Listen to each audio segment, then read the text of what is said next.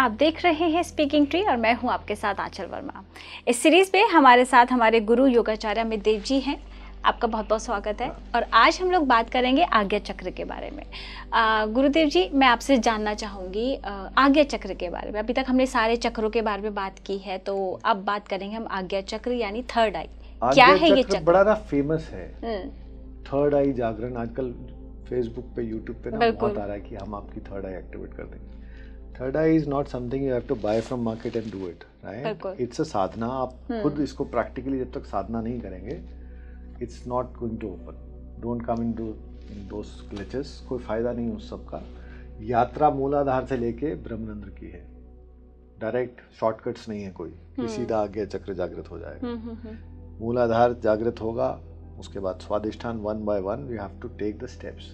सारे एक के बाद एक एक्टिवेट होते हैं। ऐसे नहीं कि मतलब हम लोग आज्ञा चक्र करें या अनाहत चक्र करें। आज उस लेवल के गुरु और समर्थ योगी नहीं है जो सीधा सारे चक्र खोल दे। तो जो पहले के लोग होते थे वो भी ऐसे ही स्टेप बाय स्टेप। देखिए, प्रोसेस जैसे मैं पहले भी कहता हूँ, प्रोसेस बहुत सारे हैं, राइट? बिल्कुल। शक्तिपात वाला प्रोसेस सबसे इजी होता है ना, लेकिन गुरु का सानिध्य सालों साल लोग करते हैं तो खोल तो एक सेकंड में देते हैं ना। If Samarth Guru is there, he will just touch his thumb to your Ajna chakra activation from Muladhara to Brahmarandhra. देर नहीं लगती। तो जो आज्ञा चक्र है, आप बहुत सारी आप देखिए हमारी हिंदू जो I won't say mythology something जिसमें मिथ हो। Those was Upanishads. जब भगवान शिव सती माता के जाने के बाद ध्यान अवस्था में बैठे तो सब देवताओं ने कामदेव को, भगवान को आकर्षित करने के लिए, कामदेव ने मना भी किया, रति ने मना किया कि ये भगवान शिव है, नहीं पॉसिबल है।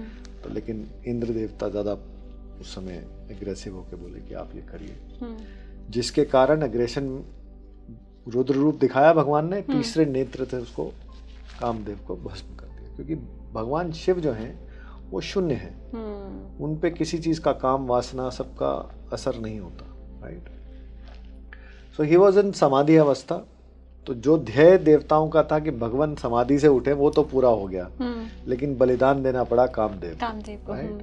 सो जो ऊर्जा से उन्होंने उसको भस्म किया, वो है तीसरा नेत्र, जिसको हम आज्ञा चक्र। तभी शिवजी जी की जो यहाँ पे नेत्र का थर्ड आई का बताया गया। It's a significance is enlightened, right? आजकल तो लोग डुप्लीकेट बनाते हैं, but Lord Shiva is Lord Shiva. तो इसमें मोटा मोटा जो है आपके दो पेटल्स इसमें मैनिफेस्ट करने हैं। कलर इसका इंडिगो है, अच्छा, ब्लूइश शेड में आता है। और इसका जो स्थान है वो आपके आईब्रोज का मध्य भाग। अधिकतर लोग इसको गलत समझते हैं, ये आज्ञा चक्र है। यहाँ जहाँ बिंदी लगाते हैं, right here between your eyes. Okay, ये भ्रिकुटी है, राइट? सो आप देखिए इसका लेवल और सेंटर, दिस इज आज्ञा चक्र, पीनल ग्लैंड के बिल्कुल आगे की चीज, right? So once it's activated, आपकी बॉडी में बहुत सारे हार्मोन सक्रिएट होते हैं, आप में एक उत्साह की भावना आती है, आप बहुत प्रसन्नचित रहते हैं, राइट? और अपनी इंद्रियों पे और ज्यादा सदृढ़ कंट्रोल आ जाता है जब भी हमारा एक्टिवेट रहता है। मैं बहुत ज्यादा लेथार्जिक रहूं, मुझे कई बच्चे होते हैं ना, जितना मर्जी समझा लो उनको समझ नहीं आता। दैट मींस दैट चक्र is blocked for that, right? Office में 200 एम्प्लॉय है, जिसमें से 2-4 होंगे जो बिल्कुल डल है, उनको आप 1000 बार समझा लो उनको समझ नहीं आएगा। उनकी गलती नहीं है, बेचारों का आज्ञा चक्र एक्टिवेट ही नहीं हुआ, ब्लॉक्ड है, जिसके कारण आपके बुद्धि में वो चीज जाती नहीं।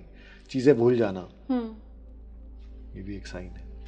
ओके, चीज़ें कुछ ऐसे भूलना होता है कि जैसे कोई किसी ने कुछ मुझे बुरा बोल दिया तो बुरी बातें भूल गए। ये तो सब आपका अनाहत चक्र पे खत्म हो जाता है ना। ओके, बुरा, शत्रु, कंपटीशन, वो तो सब पार कर गए आप आज्ञा चक्र आने तक। स्टेप बाय स्टेप वही तो है ना। पहले इंद्रियों पे कंट्रोल, फिर सोलर प्लेक्सस पे कंट्रोल, फिर हार्ट पे कंट्रोल, फिर अपनी वाणी पे कंट्रोल, राइट?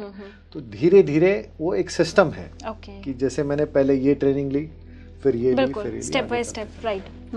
और इसका जो बीज मंत्र है वो है ओम, जो आज नासा ने भी माना कि सूर्य की जो ध्वनि है वो ओम है, right? The sound which is coming from there is almost like Om, something like that.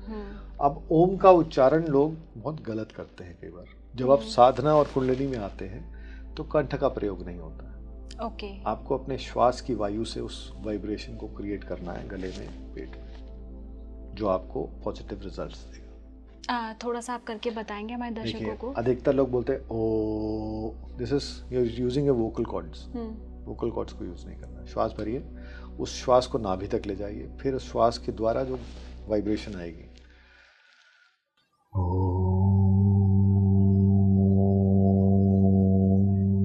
You are not using a vocal cords. वो वाइब्रेशन आपके श्वास की है, वो वाइब्रेशन आपकी ईड़ा और पिंगला के समीकरण की है, जिससे आपका आज्ञा चक्र पे अच्छा प्रभाव आके एक्टिवेशन की तरफ बढ़ता है। तो ये मैनिफेस्ट करना बहुत ज़रूरी है हमको। और इसमें विजुअलाइज इसमें हम लोग क्या करें? 2 पेटल्स और बीच में ओम। अच्छा, बीच में ओम। 2 पेटल्स। और इसको जागृत होने के बाद आप हर चीज को बड़े ओपन माइंडली देखते हैं। जैसे आप देखो डिटेक्टिव्स होते हैं ना, आपकी नजर उस चीज को नहीं देख पाएगी। हाँ। आप बहुत ज्यादा अवेकन हो जाएंगे, आपको चीजें दिखने लगेंगी, आपको सामने वाले के अंदर की बात पता लगने लगेगी, इसके भाव मेरे प्रति क्या है। जैसे लेडीज को 6 सेंस होती है ना, कि ये जो जेंट्स है ये मेरी तरफ अगर आ रहा है तो किस भाव से आ रहा है, वासना के भाव से आ रहा है, मित्रता के भाव से आ रहा है, या नॉर्मल आ रहा है। एक टच का भी पता चल जाता है। टच तो बहुत दूर की बात है, आप वैसे सिर्फ सेंस कर लेते हैं। राइट। तो वो जो 6 सेंस है, मैं उसको कहूँ, आपकी इतनी ज्यादा स्ट्रांग हो जाती है, आपको ऑलमोस्ट चीजें दिखने लगती हैं जो आप जानते नहीं है। राइट। कई लोग कहते हैं कि एलियंस आते हैं, राइट, दूसरी दुनिया के लोग आते हैं। What is that? Your astral bodies can essence that. आपके स्वप्न से खेलते हैं वो लोग। कौन है वो? देवता ही तो है। सपने में आए कोई। अब आइंस्टाइन को सपना थोड़ा आया था कि ये चीज कैसे चलेगी, कहीं थॉट तो शुरू हुआ होगा, कहीं तो बात हुई होगी। गीजा के पिरामिड्स हैं, 100 टन की एक पत्थर है, कैसे उठाए होंगे उस समय? आज तो क्रेन है आपके पास। उस समय तो वो आप देखिए कितना बड़ा आकार है वो। बिल्कुल। तो ऐसे तो नहीं हुआ ना। हमारे जो पूर्वज हैं, देवी देवता हैं, और सबसे बड़ा मिथ 33 करोड़ नहीं है, 33 कोटि, 33 प्रकार के देवी देवता है। हर चीज का एक सिस्टम बना दिया ना। जो आप बिल्डिंग बनाते हो, आर्किटेक्ट है, सिविल इंजीनियर है, मेसन है, सबका अपना अपना काम है। वैसे ही भगवान ने कहा एक सिस्टम बनाया जिसके अंदर हम चलते हैं। पहले जितने भी मंदिर थे ये एक इंस्टीट्यूशन थे। बहुत सारे घरों का, परिवारों का भरण पोषण इससे होता था। हर मंदिर में गुरुकुल था, उपनिषद का ज्ञान दिया जाता था। उपनिषद का ज्ञान क्यों दिया जाता था? कि हम उन कहानियों से, उन कथाओं से सीखें। राइट। हम आप आज तो बहुत अच्छा आप टीवी देख सकते हो, यूट्यूब देख सकते हो। उस समय क्या था? ऐसे ही तो ट्रांसमिट होती थी स्टोरीज। आप देखो जब रामायण पहली बार टीवी पे आई, सड़कें खाली होती थी ना, क्योंकि उससे पहले हम सिर्फ सुना करते थे। चलचित्र के रूप में उसको तो हमने देखा, तब हमारी जिज्ञासा बढ़ी। तो ऐसे ही समय के साथ चीजें बदलती हैं। हमको उनको अडॉप्ट करना है पॉजिटिव। सो आज्ञा चक्र के ऊपर ध्यान करना। यूजुअली मेडिटेशन जो लोग करते हैं डायरेक्टली यहाँ करते हैं, उसका कोई नुकसान नहीं है। बट आपको अगर चक्र भेदन की तरफ जाना है तो मूल आधार से आप शुरू करें, सीधा आज्ञा चक्र से शुरू नहीं करें। कई बार जैसे आपने कहा कि जो बहुत लोग दूर की सोचते हैं, या जिन लोगों को चीज़ें समझ में आ जाती हैं कि हाँ भाई इसके साथ कैसे चलना है, तो वो आज्ञा चक्र का मैं समझती हूँ है। अनाहत और आज्ञा दोनों का है। जैसे कई बार आपने मुझे, जब पिछले श्रृंखला में हमने बात की थी मूलाधार चक्र के बारे में, तो आपने उसके बारे में बताया था कि इसके ब्लॉकेजेस के बारे में। कई बार होता है कि कई लोगों का आज्ञा चक्र की जो क्वालिटीज है वो होती है और मूलाधार की क्वालिटीज नहीं होती है। 2000 साइंस।